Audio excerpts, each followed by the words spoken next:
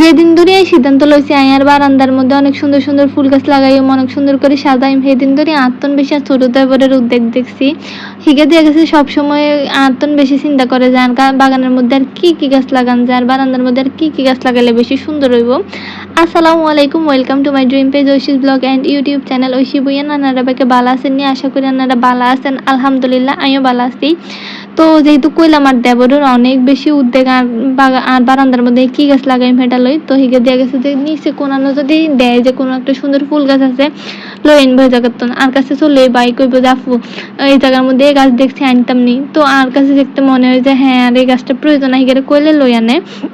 আর কইরে আর দেবর কিন্তু আর সবসময় আপু কই ডাকে, কারণ হিগের বইনের কে জামাইরা 3 ভাই আর জামা আর 2 দেবর আর জামাই, তো হে সুবাদের কি গানে একটু বোন কই ডাকে আর কি, কারণ একটা ইমোশন আছে না, সবারই তো একটা ইমোশন থাকে, যেমন আর ভাই নেই আর ভাইয়ের প্রতি ইমোশন, আবার হেগুন তার বোন নেই হেগুন তার বোনের প্রতি ইমোশন, আর শ্বশুরের মাইয়া নেই হেতেনের মাইয়ের প্রতি ইমোশন, শাশুড়ির মাইয়া নেই হেতেনের মাইয়ার প্রতি ইমোশন, আর মার আবার হলা নাই, মানে এই তো মানে যাতে যেটা নেই হাতের হেডালে একটা এক্সট্রা কেয়ার থাকে আর কি, হেডালে আর কি গানে আফু কই ডাকে। আর কাছে বিষয়টা অনেক বেশি ভালো লাগে, অনেক বেশি এনজয় করি, যেহেতু আরো ভাই নেই।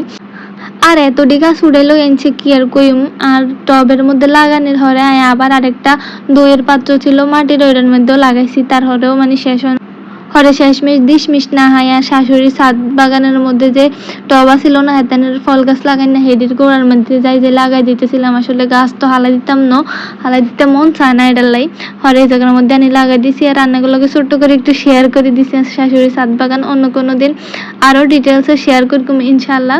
হেতেনেও ছাদের মধ্যে অনেক বেশি গাছ লাগায়, আর হেতেনে এটা মানে অনেক বেশি পছন্দ করে যে আমিও গাছ লাগাইতে পছন্দ করি। আসলে একটা সময় না আর কাছে ভালো লাগতো না গাছ টাছ, কিন্তু ইদানিং আর কাছে কিলে জানে অনেক বেশি ভালো লাগে।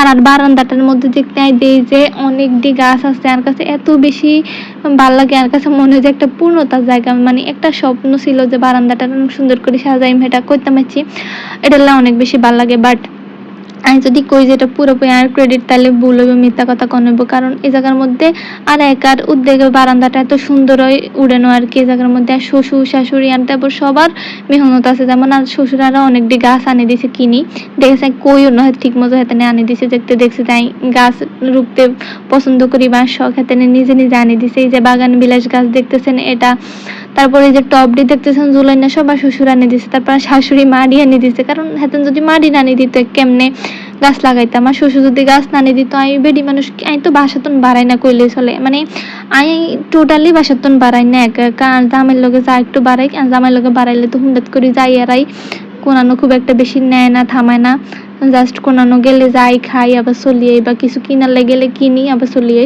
আর শাশুড়ির লগে মাঝে মাঝে বাড়াই, একলা বাড়াই না, তো তারা যদি এসব হেল্প না করতো তাহলে আমি আসলে এত সুন্দর করে বারান্দাটা গোছাইতাম হাইতাম না। আর আর দেবর তো কইলামই যে জায়গার মধ্যে যে গাছ দেয় হেটাই লই আনে আনলাই, কারণ দেয় যার শখ, আর হিগেরও অনেক বেশি শখ হাঁস মুরগি পালা গাছ লাগানো এটি আর কি। তো আজকের ভিডিও পর্যন্তই, সবাই ভালো থাকেন এবং আল্লাহ দোয়া করেন যেন সারা জীবন এভাবে হাসি খুশি ভাবে থাকতে হারি। আল্লাহ হাফেজ, দিয়ে নতুন কোনো ভিডিওতে ইনশাল্লাহ। আসসালামু আলাইকুম।